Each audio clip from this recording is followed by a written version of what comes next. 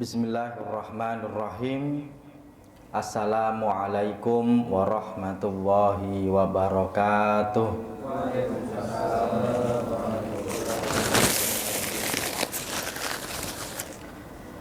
Alhamdulillahi rabbil alamin wal aqibatu lil muttaqin wala udwana illa 'alal zalimin. Allahumma fashalli wa sallim ala nabiyyina wa maulana Muhammad asyrafil anbiya'i wal mursalin wa ala alihi wa ashabihi ajmain. Rabbi syrah li sadri wa yassir li amri wa hlul 'uqdatam min lisani yafqahu qawli. Amma ba'du.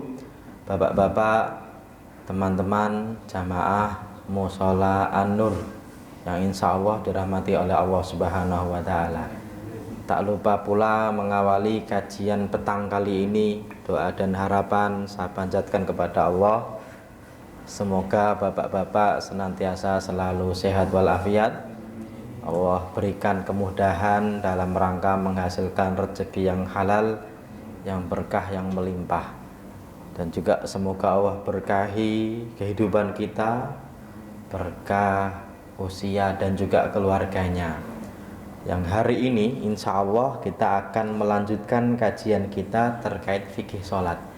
Yang judul kita kali ini adalah tentang pro dan kontra hutang sholat, ya Pak ya. Meskipun mungkin ya hutang sholat ini tidak masyhur diucapkan, karena biasanya hutang itu apa Pak? Uang, ya Pak ya. Dan ini sebagai salah satu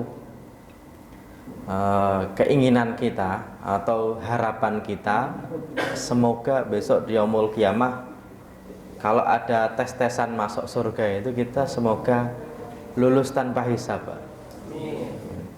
Kenapa? Karena yang pertama kali dihisab itu kan tentang apa? Salat, ya Pak ya. Meskipun kita insya Allah sudah di level memperbaiki kualitas sholat, ya, tapi tidak ada salahnya juga kita membahas tentang kuantitas sholat kita. Karena kalau kualitasnya bagus tapi kok kuantitasnya nggak full, itu ya berarti bermasalah. Tapi kalau kuantitasnya sudah full kok kualitasnya kok biasa-biasa saja, asalkan tidak jelek ya semoga dimaafkan, ya Pak ya. Oke.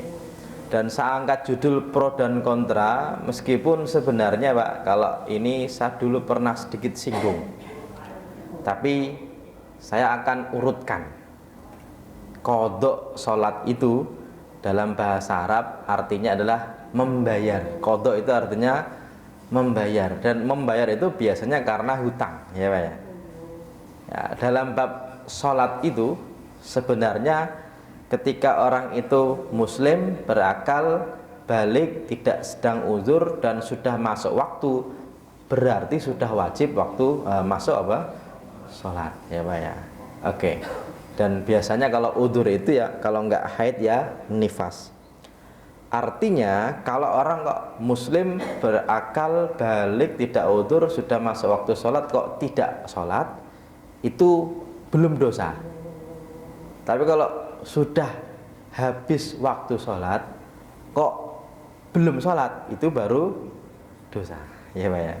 Tapi kalau belum waktu sholatnya belum habis tapi kok belum sholat, sudah dosa atau belum? Belum. Paling-paling tidak mendapatkan fadilah sholat di awal waktu. Contoh Pak, Bapak pulang dari kantor habis maghrib, nyampe rumah jam berapa biasanya? Oh 8. Sholat dulu atau ngapa-ngapain dulu Pak? Ngapa-ngapain dulu Pak ya? Oh, kadang-kadang ngopi dulu macam-macam, baru jam 10 sholat isya. Dan biasanya sholat itu kalau semakin ditunda semakin berat, ya Pak ya. Nah, tapi sudah dosa atau belum kalau jam 10 kok nggak sholat? Belum, ya Pak ya. Tapi kalau jam 10 nggak segera sholat, malah mau tidur, malah tidur Pak. Bangun-bangun kok sudah subuh. Nah, baru tidurnya sengaja, ya Pak ya. Karena sudah masuk waktu sholat tidak segera sholat, tapi tidak dapat fadilah sholat di awal waktu. Karena apa? Karena ternyata Pak, fadilah sholat di awal waktu itu kadang-kadang berbanding lurus dengan jamaah, kadang-kadang tidak berbanding lurus dengan jamaah. Maksudnya apa? Di Indonesia biasanya sholat di awal waktu berjamaahnya, ya Pak ya. Artinya kalau kita sholat di awal waktu biasanya itu plus jamaah. Oke. Tapi kadang-kadang ada jamaah yang tidak di awal waktu. Contoh, sholat isya jamaah kok jam 9. Ada nggak Pak? Ya ada aja ya Pak ya. Dan bahkan kadang-kadang menjadi kebiasaan. Di beberapa pesantren itu malah dibiasakan Pak, sholat isya-nya agak ditunda. Berarti mereka nggak dapat fadilah sholat di awal waktu dong Pak Ustadz. Fadilah sholat di awal waktu itu bagus, tapi tidak semua awalnya sholat itu bagusnya di awal waktu. Justru sholat isya itu awalnya yang paling bagus agak-agak malam, ya Pak ya. Makanya kalau Bapak sholat di jam 10 itu Pak, berarti mungkin itu sunnahnya ya Pak ya. Tapi kalau dulu Nabi itu kenapa mengakhirkan waktu sholat isya Pak? Karena menunggu jamaah, ya Pak ya. Makanya Nabi bilang, kalau saja tidak memberatkan umatku, maka inilah waktu sholat isya. Biar apa? Biar setelah sholat isya itu nggak ngobrol, tapi segera tidur, ya Pak ya.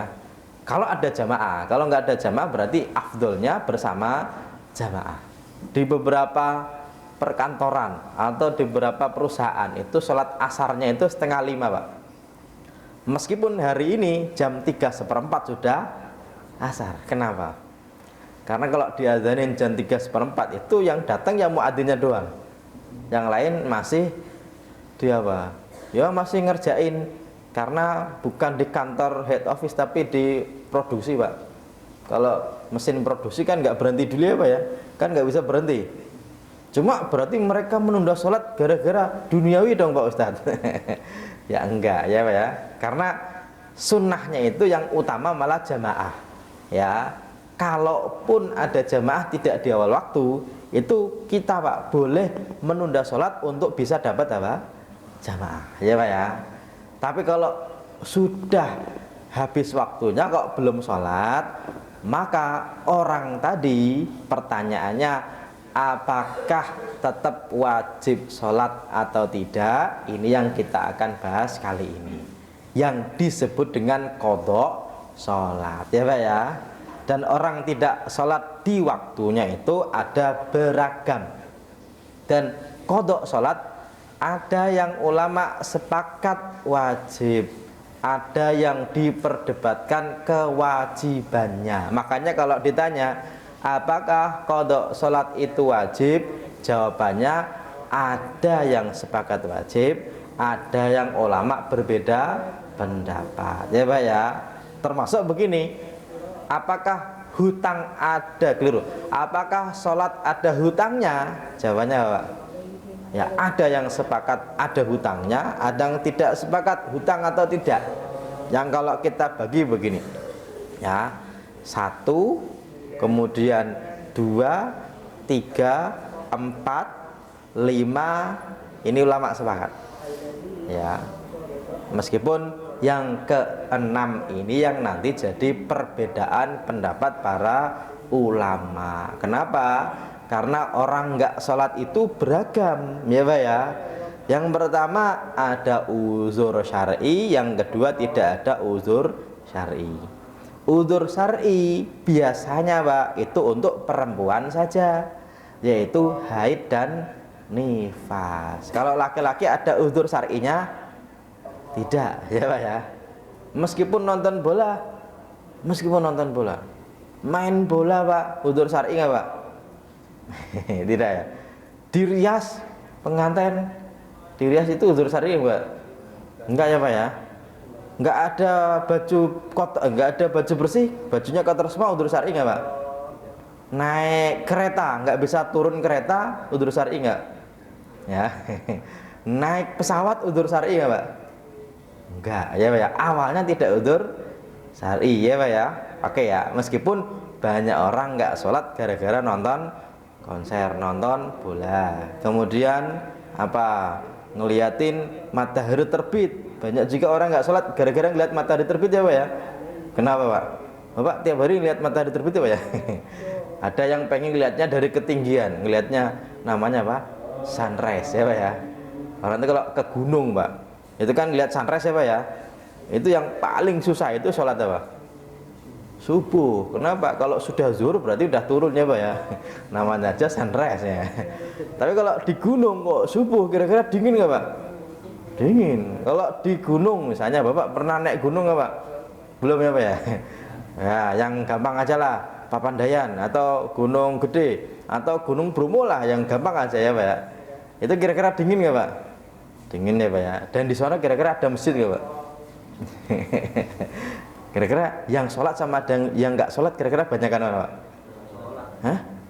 Banyakan apa? Nggak sholat? Suuzon ibu ani ya. Tapi memang kayaknya sih banyakan yang nggak sholat ya Pak. Kayaknya ya Pak. Kayaknya. Dari Jakarta ke Malang naik kereta Pak. Nah sekarang itu kan kereta jarang berhenti lama ya Pak ya. Karena keretaku tak berhenti lama ya Pak. Itu Pak, kalau Jakarta Surabaya itu mungkin bisa nggak melewati waktu sholat. Jakarta Malang, Jakarta Jember itu sekarang ada Pak. Jakarta Banyuwangi aja ada Pak. Banyuwangi Pak, itu ujungnya Jawa Pak ya. Mau ke Bali sono. Ini kalau dari sini ini jam 3 sore sampai sana itu jam 7 jam 8 pagi Pak. Bayangkan, berarti kalau jam 3 sore Pak, itu kan sholat zuhurnya bisa. Kalau dijamak sama asar mungkin bisa. Tapi kalau maghrib, isya sama subuh itu mau nggak mau di mana? Di kereta. Kira-kira yang sholat dengan yang nggak sholat kira-kira ya Pak ya? Banyakan mana Pak? Hah? Jangan sholat ya? Husnuzon. Mungkin sholatnya dalam hati ya Pak. Dan kita bisa jadi nggak sholat juga kalau dalam posisi seperti itu. Meskipun kalau keretanya eksekutif Pak, itu di gerbong makan itu sekarang ada musolanya. Meskipun cuma dua orang. Karena yang buat kereta juga tahu, paling juga 2 orang nggak penuh Pak ya. Bahkan nggak dibuat banyak ya Pak. Tapi udzur syar'i enggak. Nah, masalahnya Pak, terus wajib enggak ya? Lah ini yang kita akan bahas. Ya Pak ya. Kalau haid dan nifas memang udzur syar'i, meskipun gara-gara haid, gara-gara nifas juga bisa wajib qadha. Ya Pak ya. Kapan? Pertama Pak, ini nanti Bapak ini harus tahu nih ya, gini. Wanita haid tidak disuruh qadha salat. Iya, benar. Ya, itu kata Aisyah. Ya, kata Aisyah itu kana yusibuna zalika fa nu'maru bi qadha'i shaumi wa la nu'maru bi qadha'i shalah. Kita itu kalau sedang haid diperintahkan qadha puasa, tidak diperintahkan qadha salat secara umum, Pak. Tapi perempuan haid itu ada yang wajib qadha kapan? Pertama, sudah masuk waktu sholat, keburu haid tapi belum sholat. Di tempat kerja ini Pak ya, jam 1 kan nyari makan tuh. Oke, habis itu kan biasanya sholat.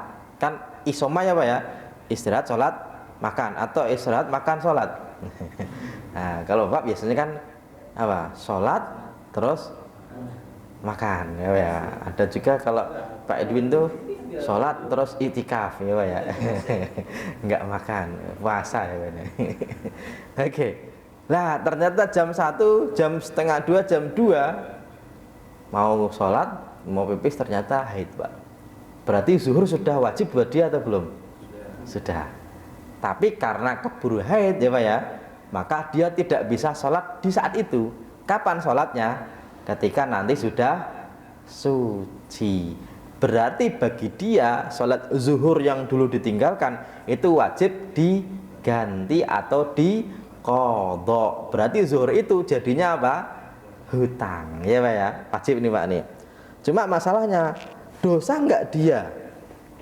Kira-kira Pak, kira-kira dosa enggak Pak? Kalau orang itu Pak kadang-kadang itu apa? Suka apa ya? Kadang-kadang itu suka dikit-dikit dosa. Sebenarnya Pak, selama belum habis waktu sholat zuhur, kalaupun enggak sholat kok keburu haid, berarti dia tidak dosa insya Allah.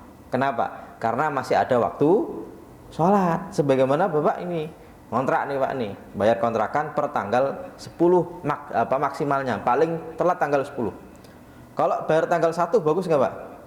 Bagus. Diterima nggak tanggal 1? Ya harusnya sih diterima ya Pak ya. Nggak begini kan, wah harusnya kan tanggal 10, tanggal 1 udah bayar ribet-ribetin gitu. Nggak mungkin ya Pak, nggak mungkin. Tapi kalau Bapak bayar tanggal 9 kira-kira boleh nggak Pak? Boleh. Kalau tanggal 10 boleh nggak Pak? Boleh. Jam 11 malam boleh nggak Pak? Ya awalnya tidak dilarang ya Pak ya. Kenapa? Karena katanya maksimalnya tanggal 10. Tapi kalau sudah tanggal 11 berarti sudah telat, kan gitu Pak ya. Makanya Pak, ini nanti ada dalilnya. Saya bukan berarti nggak ada dalil-dalilnya gini Pak. Perempuan itu kalau sedang istihadah itu disunahkan malah menunda waktu sholat, dan disebut dengan jamak suri. Istihadah itu apa Pak?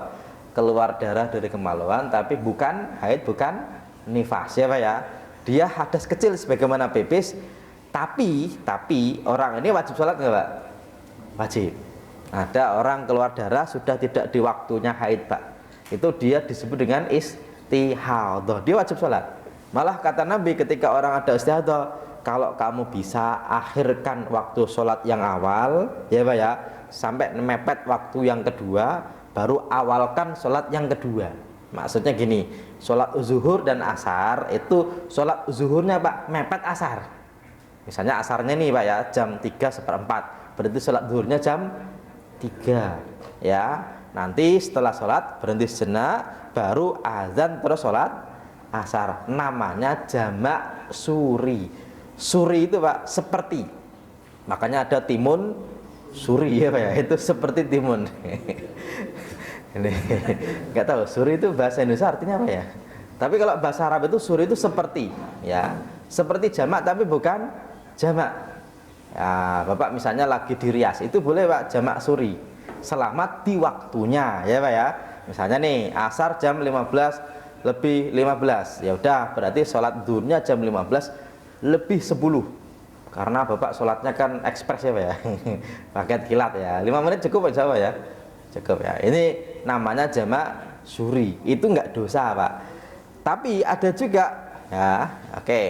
Ini kata Imam Nawawi, wa nasafi ma idza adrakat min awalil waqti qadrul imkan summa hadat anau yalzamuhal qada. Ketika orang kok sudah masuk waktu sholat, kok dia belum sholat, kok ternyata haid, maka dia wajib qada. Termasuk, dan ini mungkin jarang banyak diketahui orang Pak ya, gini nih, ini waktu berhentinya haid perempuan.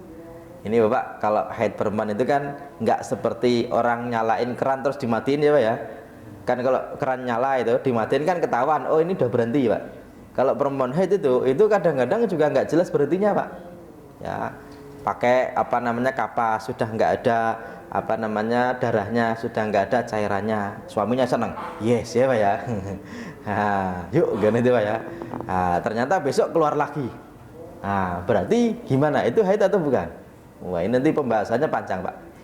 Tapi kalau perempuan kok benar-benar suci di waktu kedua sholat yang bisa dijamak, para ulama menyebutkan dia wajib mengganti sholat yang pertama yang dijamak tadi. Maksudnya gini, ketika waktunya di sholat isya, contoh nih Pak, ini ada perempuan nih pulang kerja, terus dia habis mandi terus ngecek, oh sudah suci ya Pak ya. Habis itu berarti dia mandi besar. Habis mandi besar Pak, sholat maghrib atau sholat isya? Sholat maghrib dulu baru sholat isya ya Pak ya. Dan maghribnya itu qadha. Dan ini Pak pendapat mayoritas ulama dari masa sahabat Nabi sampai para ulama madhab ya Pak ya. Meskipun kita jarang yang tahu Pak.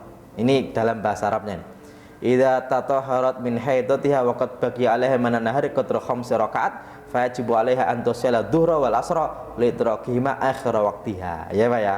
Oke ya. Ya intinya adalah kalau dia waktu isya ngecek kok ternyata sudah suci, berarti setelah suci dia wajib sholat maghrib qadha baru sholat isya. Tapi kalau sucinya di waktu subuh berarti dia cuma waktu subuh. Sucinya antara subuh dan zuhur berarti dia cuma wajib sholat zuhur. Sucinya sebelum zuhur berarti dia wajib sholat zuhur. Tapi kalau sucinya di waktu asar jam 5 nih Pak nih, habis masak, habis ngurusin anak, terus dia mandi, ternyata ngecek sudah kering ya Pak ya, oh sudah nggak haid, berarti Pak habis mandi dia wajib sholat apa? Zuhur dulu 4 rakaat baru sholat asar ya. Dan ini pendapat 3 ulama, 4 hamba, Maliki, Syafi'i, Hambali. Meskipun dalam mazhab Hanafi itu Enggak lah, kalau sucinya waktu asar ya dia cuma wajib sholat asar. Tapi dari sahabat Nabi dari tabi'in itu mewajibkan qadha. Kenapa? Karena sangat mungkin sucinya sejak apa? Di awal waktu. Ya, mungkin kalau orang sekarang itu yang kadang ada yang qadha, ada enggak ya Pak ya. Tapi kalau sudah tahu biasanya pada qadha. Oke, ini yang sepakat para ulama gara-gara haid. Termasuk ulama sepakat kalau ketiduran itu juga wajib ganti, wajib qadha. Ketika kapan? Bangun, ya Pak ya. Tidak harus nunggu waktu berikutnya di hari berikutnya. Dan kalau ini Pak pernah Nabi lakukan, pernah Nabi ucapkan, ya Pak ya. Ceritanya Pak, sirna ma'an Nabi, saya pernah ceritakan ya Pak ya. Beliau itu suatu ketika berjalan malam bersama sahabat Nabi. Faqala ba'dul qaumi law arrasta bina ya Rasulullah. Nabi bilang, sahabat Nabi bilang, istirahat dulu yuk Nabi yuk, gitu ya Pak ya. Nabi bilang, akhafu antanamu anisolah. Saya khawatirnya kalian ketiduran nanti. Zaman itu Pak, kan nggak ada apa alarm ya Pak ya. Dan malam itu nggak ketahuan jamnya Pak. Ya. Kalau siang kan ketahuan nih Pak nih, matahari di timur, matahari di berapa ya. Kalau malam itu Pak, Bapak bangun malam nggak pakai ngeliat jam Pak. Kira-kira bisa tahu ini jam berapa nggak Pak? Nggak bisa. Apakah bulan bisa jadi patokan? Enggak. Kadang-kadang bulan itu muncul siang hari ya Pak ya. Siang hari itu kadang-kadang ada bulan Pak.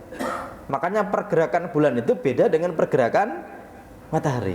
Kalau matahari jelas Pak, Indonesia pasti ya Pak ya, insya Allah nih ya Pak ya, sebelum hari kiamat nih, lebih dulu tenggelam daripada Arab Saudi, itu matahari ya. Dan Indonesia lebih dulu terbit daripada Arab Saudi, itu pasti Pak, sebelum kiamat ya Pak ya. Oke. Tapi kalau bulan munculnya hilal itu belum tentu duluan Indonesia daripada Arab Saudi. Karena orang selalu gini, orang Arab aja udah lebaran, masa kita masih nambah 1 hari? Kan tenggelamnya matahari duluan Indonesia ya Pak ya. Oke ya, Arab Saudi kan 4 jam berikutnya, masa sono muncul hilal duluan ya. Oke, Bapak kalau orang bilang begitu Pak, Bapak iyain aja, nggak usah diajak debat Pak. Kenapa? Kalah Pak. Ya, kenapa? Karena dia aja nggak bisa membedakan antara pergerakan matahari dan pergerakan apa? Rembulan. Ya Pak ya, karena beda Pak. Ya, dan tenggelamnya matahari itu biasanya sore hari ya Pak ya. Tapi kalau tenggelamnya rembulan itu nggak selalu pagi hari ya Pak ya. Makanya beda nih. Nah, dalam bab ketiduran, Nabi dulu ketika malam sudah ini nih merasa ini kayaknya bakal ada yang salah nih ya. Ternyata Bilal bilang ana ukidukum fattojau. Ya, terus Bilal bilang ya udahlah tenang aja, saya akan membangunkan. Kenapa Bilal berani begitu Pak? Karena dia biasanya bangun duluan dan dia kan muadzin Pak, dan adzannya Bilal itu bukan waktu subuh, sebelum apa? Subuh. Jadi kalau dulu orang itu mengenal muadzinnya Nabi kan cuma Bilal, padahal tidak cuma Bilal. Ada satu lagi namanya Abdullah ibnu Ummi Maktum. Ya Pak ya, seorang yang tidak bisa ngelihat, azan subuhnya dia yang azan, Bilal azan sebelum subuh. Ya Pak ya. Makanya kalau di Mekah Pak atau di Madinah sekarang ini ya, jam 3 masih ada azan ya Pak ya. Masih, karena dari dulu begitu Pak. Cuma kalau Bapak menjalankan sunnah ini harus siap-siap Pak. Ya, maksudnya apa? Kalau Bapak kok jam 3 bangun, kok tahu-tahu ke masjid terus Bapak azan, ya Bapak harus siap-siap. Siap-siap Bapak. Kalau nanti dimarahin sama netizen ya Pak ya. Jam 3 kok azan, kurang ajar nih gitu. Oh ini sunnah kok gitu. Itu kalau memang terjadi biasanya begitu bagus ya. Dan Bilal itu dia berani, nanti saya akan membangunkan. Dan Bilal itu cuma apa? Wa asnada Bilal dhuhra ila rahilatih. Jadi ontanya itu Pak lagi duduk begitu ya Pak ya. Terus Bilal itu cuma gini doang. Ya Pak ya. Dan ternyata bangun-bangun sudah siang Pak. Sampai-sampai apa? Ya, faqalabat huwa ainahu fanama fastaiqadun Nabi sallallahu alaihi wasallam waqad tala'a hajibus syamsi. Dan ternyata yang bangun itu malah Nabi. Dan ketika bangun sudah siang, yang dicari pertama siapa? Ya Bilal ya Pak ya. Ya Bilal, aina maqulta? Katanya tadi mau bangunin ya Pak ya. Malah ngorok gitu kan. Tapi ya Bilal bilang, ma'ulqiyat alayya naumatun mislaqattu ya Nabi. Enggak pernah nih saya tidur seperti ini, enggak pernah. Biasanya ada tikus lewat aja denger Pak. Biasanya ya Pak. Tapi ini tidurnya wah saking capeknya. Makanya gara-gara pernah salah kita bisa punya cara, ya Pak ya. Akhirnya apa? Inna wa qabadu arwahakum hinasya wa radha alaikum hinasya. Dan Nabi bilang, Allah itu mengambil nyawa kalian ketika dikehendaki dan mengembalikan ketika dikehendaki. Dan ternyata Pak, ruh kita itu ternyata diambil ketika kita tidur. Dan ini ada ayatnya Pak. Meskipun orang dicabut ruh itu enggak selalu mati, ya Pak ya. Oke, makanya di Quran itu ternyata beda antara wafat dengan maut. Orang Indonesia kan mati dengan wafat kan mirip ya. Cuma bedanya mati kan lebih kasar daripada wafat. Di Quran itu Pak, wafat dan mati itu dua hal berbeda. Karena yang sedang tidur pun dia diwafatkan oleh Allah, tapi enggak mati. Ya. Dan ternyata sampai apa? Ya Bilal kum fa'adin bin nasi bisolah fatawadha falam martafa'ati syamsu wa biyaddat qama fasalla. Terus Nabi bilang, Bilal, ya udah sono wudu, berdiri apa? Azan untuk sholat. Berarti Pak, azannya itu sudah siang ya Pak ya. Meskipun nggak ada riwayatnya waktu azan itu Bilal azannya gimana Pak? Apakah ada tambahan as-sholatu khairun minan naum ya Pak ya? Kalau ada tambahan, yang lain pada ketawa-ketawa. Orang tadi aja tidur kok ya Pak ya. Tapi nggak ada riwayatnya begitu. Cuma Pak, azan itu ternyata selain menandakan masuknya waktu sholat, juga memanggil orang untuk sholat ya Pak ya. Dua hal ini sama, tapi bisa beda. Contohnya apa? Maghrib Pak, orang itu kan kalau puasa nungguin apa? Azan ya Pak ya. Tapi kalau belum azan, belum tentu tidak boleh minum. Bisa jadi muadzinnya minum dulu Pak. Di TV itu udah azan, Allahu Akbar, muadzinnya apa? Minum dulu. Dan minumnya itu nggak cuma minum putih Pak, air kolak ya Pak ya. Minum dulu. Kok nggak azan yang di rumah? Ya orang muadzinnya lagi minum gitu. Ditungguin yang nggak azan. Berarti azan itu tidak selalu menandakan awal waktu sholat. Bisa untuk memanggil orang untuk sholat. Ya, artinya kalau kita kajian gini Pak, misalnya nih kita sepakati, kok ternyata kita saja ya Pak ya, sampai jam 8 misalnya Pak, kan kadang-kadang di pesantren begitu ya Pak ya, setelah jam 8 kok adzan untuk kalangan sendiri Pak, itu boleh-boleh aja ya. Di beberapa daerah itu adzan asar jam 4:30. Kenapa? Karena masih pada di kebun atau sawah ya Pak ya, 4:30 pada pulang terus pada ke masjid, boleh-boleh aja. Artinya waktu qadha itu Pak ketika bangun ya Pak ya. Termasuk ya Nabi juga menyebutkan man nasya sholatan, siapa yang lupa sholat au nama anha atau ketiduran fakafaratuha, maka untuk membayar dendanya ayu sholliyaha idza taqaraha, untuk sholat ketika ingat ketika bangun ya Pak ya. Dan orang itu kalau kelupaan nggak sholat itu bisa jadi memang ada orang yang lupa nggak sholat Pak. Ya, bukan melupakan sholat, bukan, tapi saking sibuknya misalnya, atau mungkin nggak sibuk, tapi biasanya Bapak jamaah. Dan ini kadang-kadang Pak, orang itu kalau kebiasaan sholat di awal waktu, kok suatu ketika dia nggak sholat di awal waktu, kadang-kadang Pak itu malah lupa kalau dia belum sholat ya Pak ya. Atau kadang-kadang orang yang kebiasaan sholat di akhir waktu, kok dia kadang-kadang sholat di awal waktu, dia itu lupa kalau sudah sholat. Kadang-kadang ya Pak. Saya kok mendengarkan kayaknya ada yang tersinggung ini. Kalau Bapak biasa sholat isya jam 10 terus gitu Pak, kok tahu-tahu Bapak tumben di awal waktu, itu kadang-kadang Bapak sholat lagi, terus Bapak mikir, tadi kayaknya udah sholat ya. Kok tahu Ustaz? Ya pernah juga ya. Saya diingatkan istri saya, Mas, tadi bukannya udah sholat? Oh iya ya. Ya karena kadang-kadang Pak itu ya lagi ada kesibukan macam-macam, itu kadang-kadang begitu Pak. Dan kalau Bapak kok belum sholat isya, kok tahu-tahu sudah subuh Pak ya, ya udah, kalau ingatnya kok setelah sholat subuh, boleh nggak sholat isya setelah sholat subuh?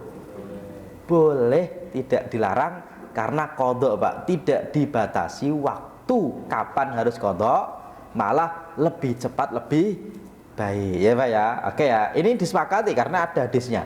Kelupaan, ketiduran ya Pak ya. Ini termasuk yang dibahas oleh para ulama. Ya meskipun ada tambah satu Pak.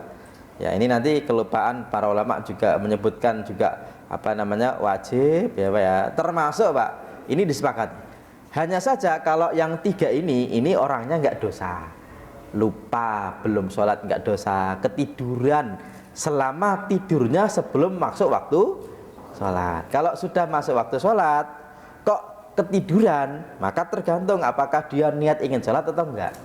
Kalau dia kok ketiduran, misalnya gini Pak, Bapak belum sholat isya ya Pak ya, nyampe rumah terus pegang HP, nanti ya gitu ya, tiduran Pak.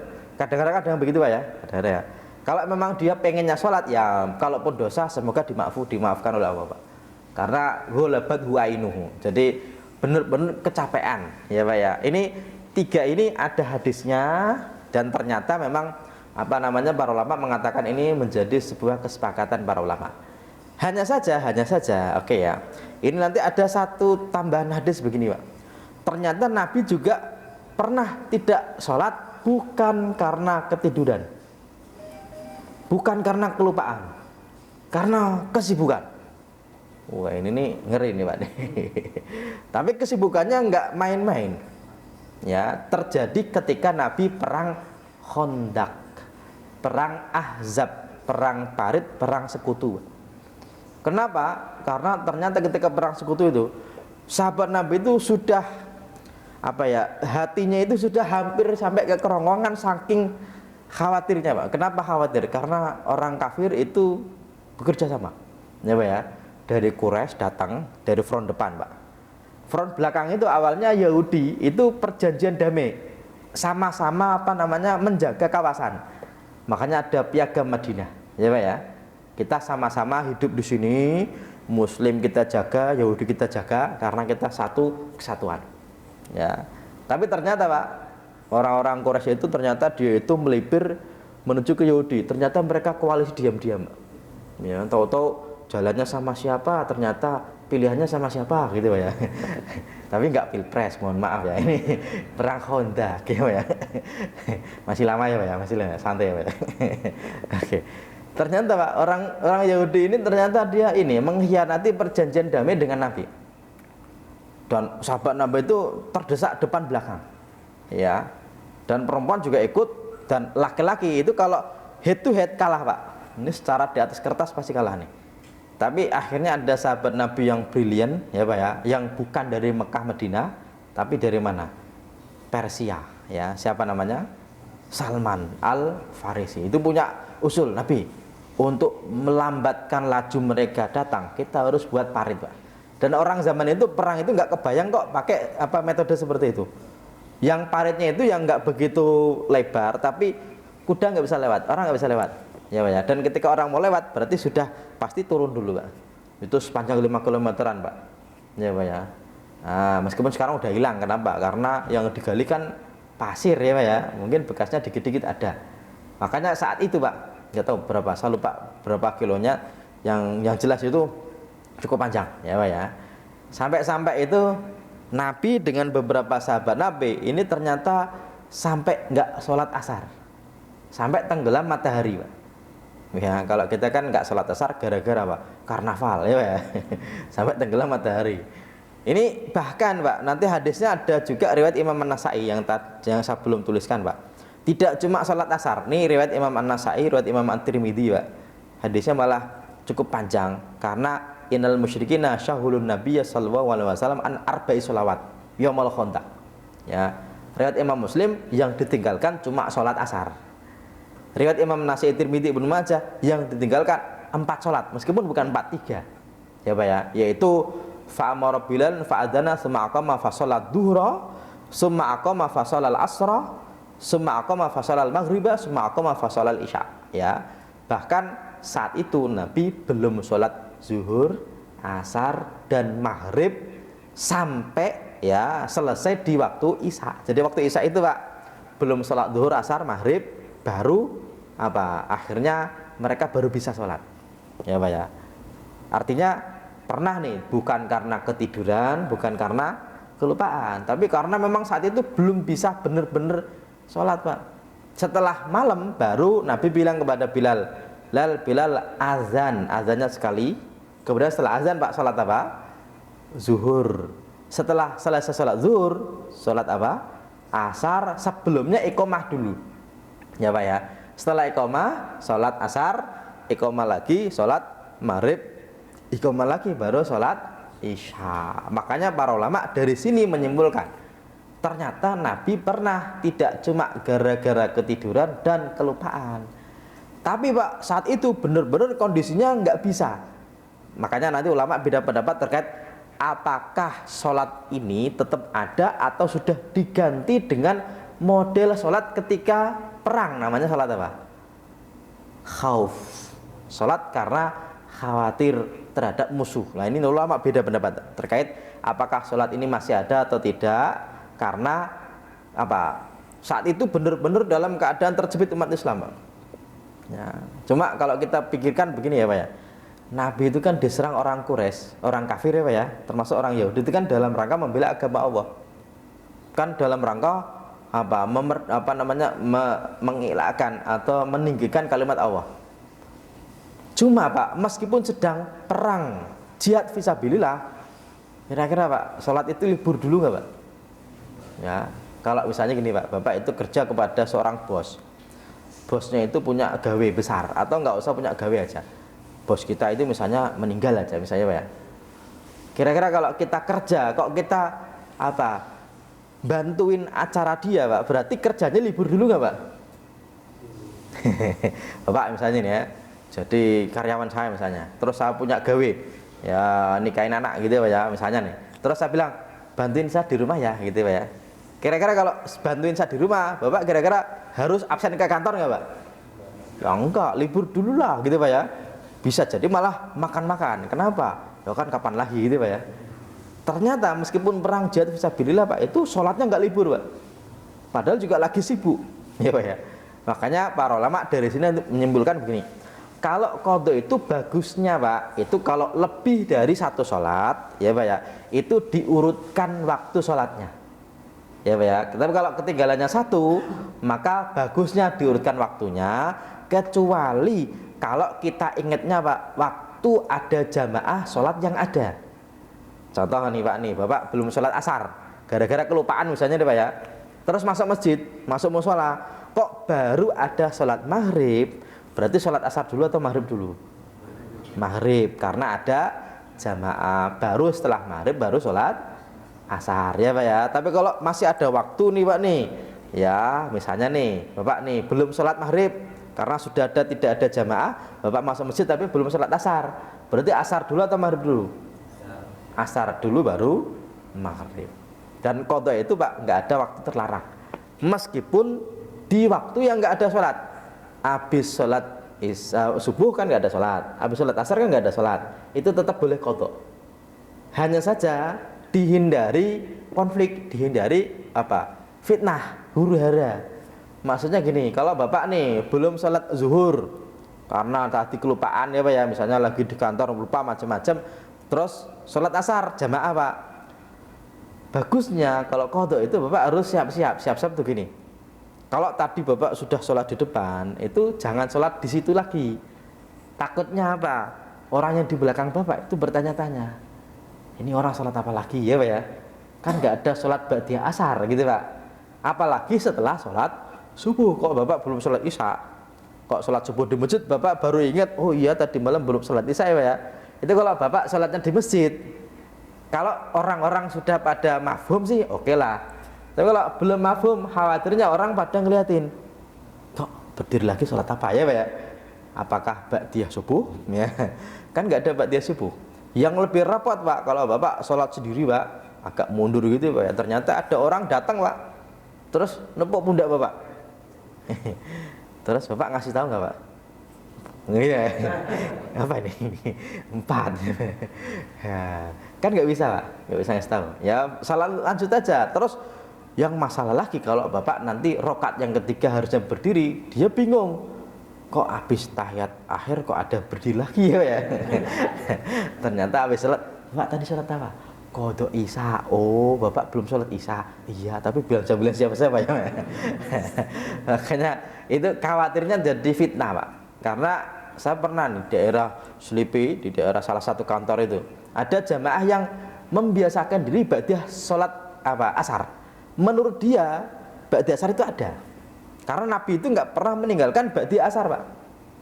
Ya, kok bisa? Ya, karena Nabi dulu pernah tidak ba'diyah duhur, terus masuk waktu sholat asar, Nabi sholat asar, terus mengganti ba'diyah duhur, Pak, Nabi ganti di waktu asar. Dan Nabi kalau sudah melakukan kebaikan nggak pernah ditinggalkan. Ya, Pak ya. Tapi Nabi ba'diyah zuhur yang diganti waktu asar tadi selalu dilaksanakan di rumah. Ya, ada jamaah itu Pak punya kebiasaan. Nabi dulu aja nggak pernah meninggalkan ba'diyah asar kok dia sholat. Tapi sayangnya Pak, sholatnya itu di masjid. Setelah dia jadi imam sholat, makanya jamaah pada ngeliatin. Emang ada Pak ya. Ada yang berani negur, Pak kan nggak ada habis sholat asar kok ada sholat. Terus bapak itu juga karena mungkin sering ditegur Pak, dia langsung ngegas, Pak, kamu itu nggak tahu ilmunya, ini ada sohinya. Oh gini. Ya itu jadi perdebatan sampai pengurusnya nanya, Pak Ustadz emang ada Pak Ustadz? Ya sebenarnya sih ada, cuma caranya mungkin yang kurang pas ya Pak ya. Oke, ini tentang apa? Tentang perang Khandaq yang nanti dari situ Pak, para ulama nanti dalam bab yang ke-6 ya Pak ya, nanti ada sedikit perdebatan ya. Yang keempat ini ulama juga sepakat dia tidak wajib sholat karena tidak percaya sholat itu wajib ya, meskipun muslim ya. Jadi orang itu Pak kalau tidak sholat gara-gara sudah tidak percaya sholat itu wajib, berarti dia tidak wajib apa? Sholat. Yang wajib apa Pak? Baca syahadat lagi ya Pak ya. Kenapa? Karena dia sudah mengingkari salah satu rukun Islam. Ditanya, kenapa nggak sholat? Levelnya masih apa? Masih ini syariat. Saya udah sampai makrifat ya Pak ya. Kalau ditanya, kenapa nggak sholat zuhur? Kenapa nggak sholat Jumat? Oh, Jumatannya nanti Pak. Dia itu ke Mekah Pak, Jumatannya ya Pak ya. Ditanya, ke Mekah kan sekarang baru jam 8. Ya nanti saya jam 6 saya kesono ya Pak ya. Berarti kalau orang udah nggak percaya sholat wajib Pak, berarti dia nggak sholat, berarti dia apa? Tidak wajib sholat dan dia berdosa, bahkan dianggap apa? Kafir. Tapi kalau orang muslim, dia ditanya sholat wajib nggak? Wajib, tapi kok nggak pernah sholat sama sekali. Ini ulama beda pendapat terkait dia muslim atau kafir Pak. Kebanyakan ulama bilang dia tetap muslim karena sudah syahadat ya Pak ya. Tapi ada juga yang bilang dia telah kafir karena nggak pernah sholat sama sekali ya. Hanya saja Pak, kalau orang kok nggak pernah ketahuan sholat di masjid, itu belum tentu nggak pernah apa? Sholat. Bisa jadi dia muslim, tapi sholatnya nggak tahu kemana. Kalau dia meninggal Pak, berarti wajib diperlakukan sebagaimana apa? Orang Islam ya, dan wajib disolatkan ya Pak ya, wajib dikafani dan sebagainya. Kenapa? Karena kadang-kadang orang masjid itu Pak, ketika ada orang yang nggak pernah ke masjid, kok habis mati kok pengen disolatkan ke masjid, itu pada ogah-ogahan. Masih hidup aja nggak pernah ke masjid ya Pak ya, giliran mati malah di depan imam ya Pak ya. Kan biasanya kalau hidup kan nggak pernah di belakang imam tak, ini udah meninggal baru di belakang di depannya imam. Dan itu Pak, kalau memang dia muslim, keluarganya bilang dia Islam Pak, berarti kita minimal Pak itu fardu kifayah. Karena apa? Daerah saya itu ada Pak orang Chinese gitu, dia ngaku muslim ya, tapi jarang, nggak pernah mungkin kelihatan di masjid. Dan sebelum meninggal dia udah berpesan kalau nanti meninggal diperlakukan sebagaimana orang Islam Pak.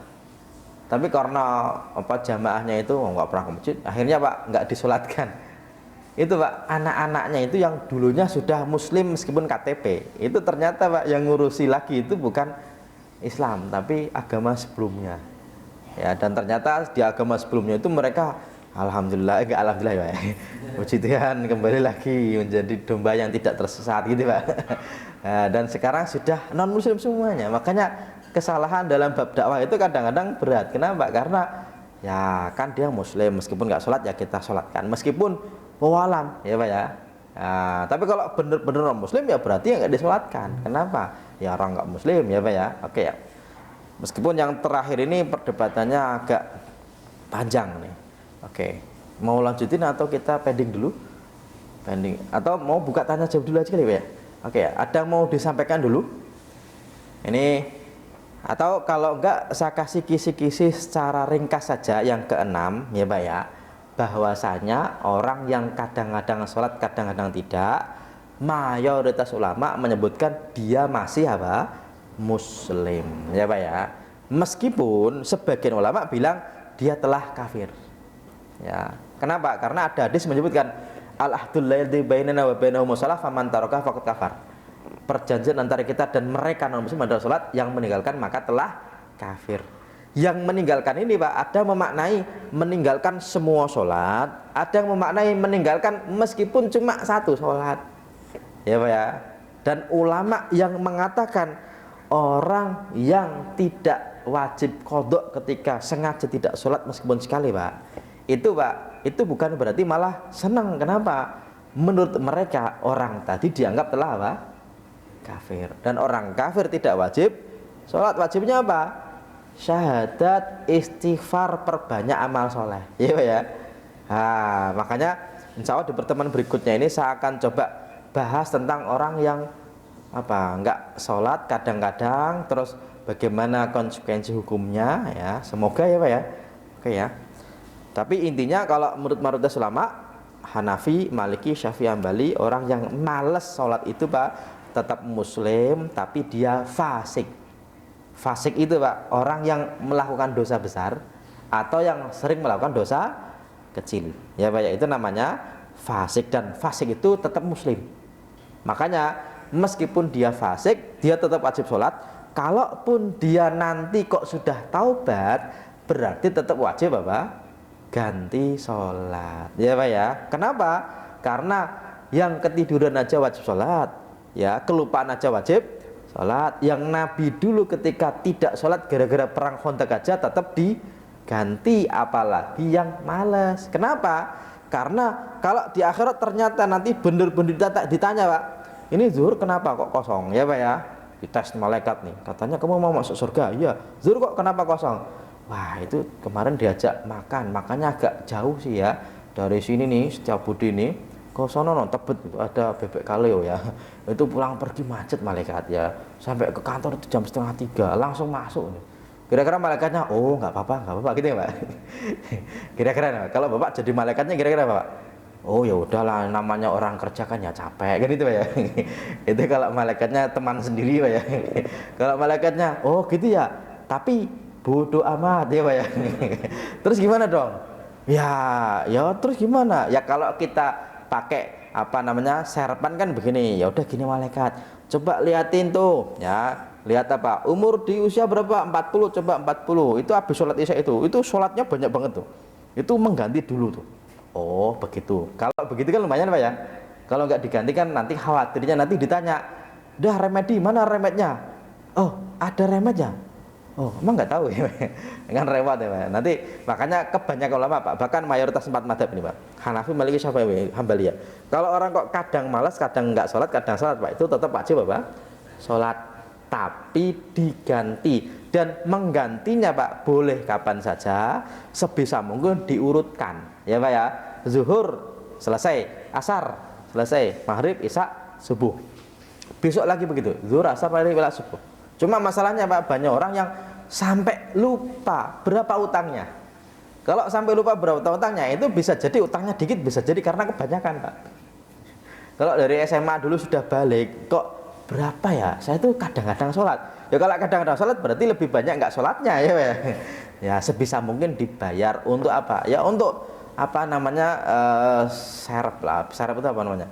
Ya siap-siap ya kalau benar-benar nanti ditanyakan. Meskipun plus juga sholat sunnah ditambah. Ya, oke. Karena sholat sunnah itu Pak tidak bisa mengganti sholat fardu. Yang bisa menyempurnakan sholat fardu. Menyempurnakan apa? Khusyuknya, tumakninahnya itu disempurnakan dengan sholat sunnah. Makanya 5 waktu itu selalu ada qobliyah. Belum tentu ada ba'diyah. Biar apa? Biar orang-orang itu nanti kalau sholat fardu itu dalam keadaan siap sholat Pak. Ya, meskipun ada yang muakkadah, ada yang ghairu muakkadah. Ya Pak ya. Oke ya. Oke, sebelum saya akhiri ada yang mau disampaikan dulu? Nah, cukup? Oh, siap. Satu silakan. Kalau misalnya kita rajin sholat di masa lalu ya Ustaz, tapi kemudian kita merasa sholat kita itu berguna apa enggak sih? Sah apa enggak sih? Tapi karena waktu itu belum tahu ilmunya ya Pak Ustaz. Siap. Nah itu gimana ya Pak Ustaz? Apakah kita wajib berqadha padahal kan kita nggak tahu sholat kita itu Sah tidak betul, Gus. Tapi sudah sholat kan ya Pak ya? Siap. Kalau sudah sholat berarti nggak ada ngulang sholat. Ya, maksudnya gini, kita sholat zuhur itu Pak. tapi kayaknya tadi kurang sempurna deh, sholat duhur aja lah gitu ya, biar nanti kalau ditanya malaikat ya udah pilih aja yang bagus mana malaikat. Kalau sudah sholat berarti nambahnya dengan sholat apa? Sunnah ya. Sholat sunnahnya itu nggak selalu qobliyah ba'diyah Pak, karena sholat sunnah yang disebutkan penyempurna sholat itu tidak disebutkan apakah qobliyah atau ba'diyah, berarti semua sholat sunnah ya Pak ya. Dan ulama dulu Pak, dalam tanda kutip bisa dikatakan gila-gilaan sholat sunnahnya. Imam Ahmad bin Hanbal itu Pak, kata anaknya ya Pak ya, itu kalau lagi sehat itu sholatnya itu 200 rakaat Pak, kalau lagi sehat. Kalau lagi nggak kurang sehat itu ya 100 rakaat ya. Itu untuk menambah apa, sholat sunnah keliru, sholat fardu yang dulu mungkin nggak khusyuk itu lebih bagus. Jadi untuk menambah itu tidak dengan sholat lagi, tapi dengan apa, sholat sunnah ya Pak ya. Kalau qobliyah ba'diyahnya udah selesai, tambahin sholat malamnya. Kalau sholat malamnya udah selesai, tambahin sholat siangnya. Meskipun orang kita Pak lebih rajin sholat duha daripada sholat witir ya Pak ya.